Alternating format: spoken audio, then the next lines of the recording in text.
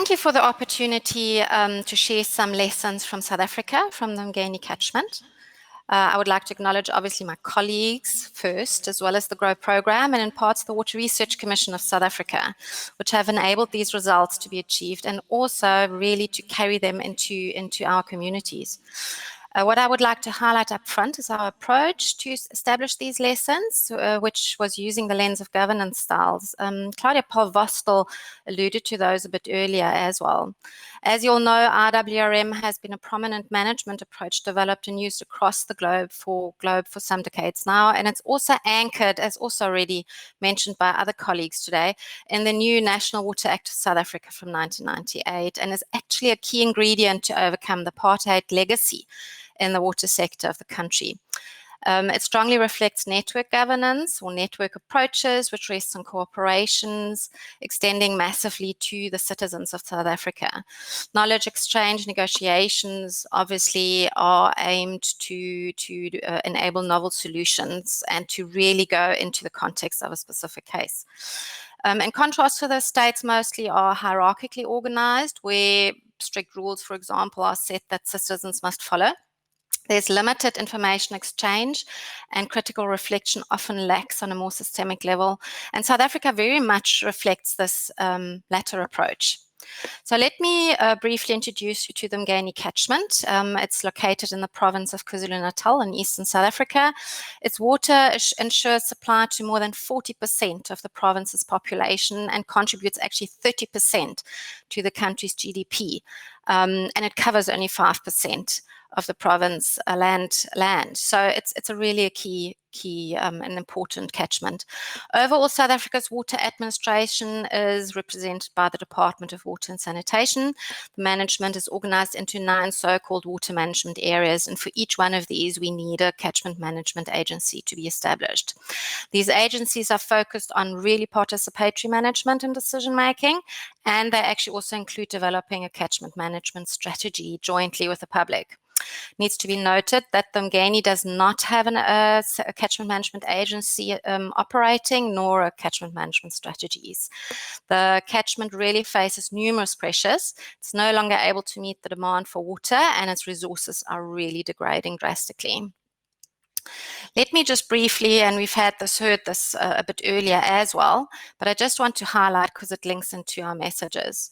So let me allude to the governance landscape or management landscape as it should be versus what it really is. As mentioned earlier, RWRM is anchored in the Act and calls for significant levels of coordination. But the problem is there is a lack of skills on the one hand, and more importantly, due to intransparencies as well as poor governance, trust is extremely limited on both sides. Organizationally, the department is only present at the national level with satellite offices in the provinces, but these have really no links to the provincial level government and its planning endeavors, which is problematic. Decentralization efforts through a variety of organizations are described in the Act.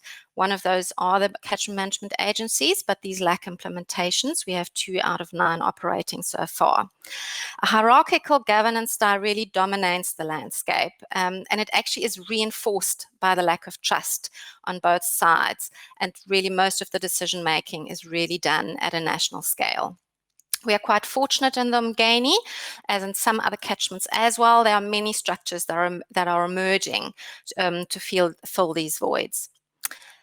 This is a figure just to show you what the landscape looks like. I can't go into detail, but it really helped us to understand some of our burning issues at last, actually, and has enabled us to engage in a very targeted way with existing structures, which I'll allude to a bit more later. On the left-hand side and in the middle, you see the Western Administrative System represented by the department and also the Department of Cooperative Governance and Traditional Affairs. On the right-hand side, we have the traditional governance system, which exists in parallel and has very clearly defined rights and obligations. We call this the dual governance system, and these traditional structures function strongly hierarchically. That needs to be noted here. There is a high relevance, though, of these structures to engage, as 30% of the land in the catchment is administered and distributed by traditional leaders. Land use, land development plays a huge role in water availability. You all know that. So this is really an important aspect. The two departments are supposed to coordinate, but currently do not. Therefore, there's no real link into the dual governance system. Further, the Department of Water and Sanitation is trying to extend itself from a national to the regional level, as you can see on the left, through a so-called proto-CMA until the actual CMA or agency is actually fully and independently established.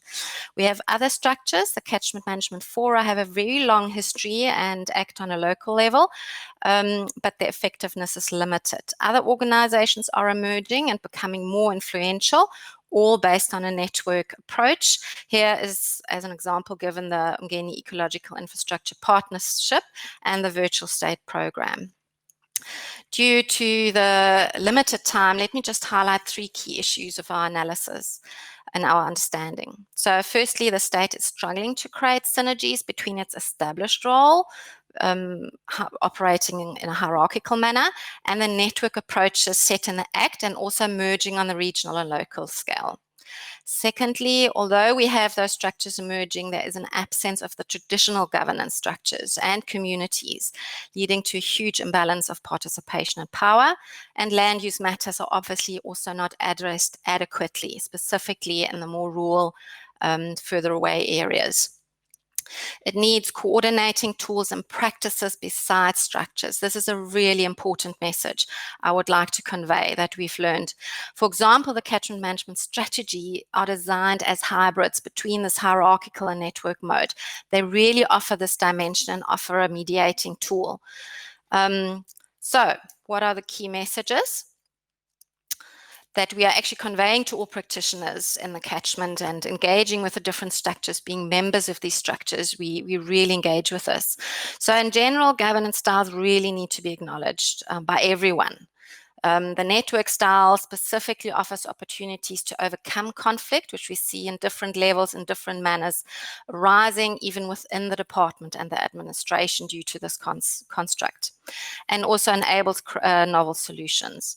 IWRM requires obviously careful adaptation of institutions to local conditions. These are not all the same in South Africa, very clearly, very, very different in the country's different areas. Capacity and culture are really key here and needs to be acknowledged.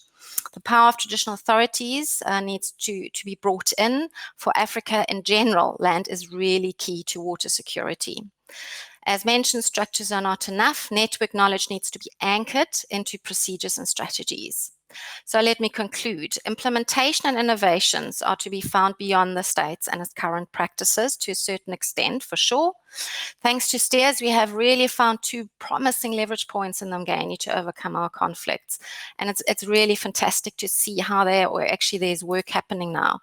The catchment management strategy can be used or will be used to moderate between these conflicting governance styles, and the virtual state program to actually bring in traditional authorities and communities. We're really supporting this and are in very strong engagement with DWS, the department, and also the KwaZulu-Natal legislature in order to get these traditional structures really to engage and to come into the water sphere and the communities.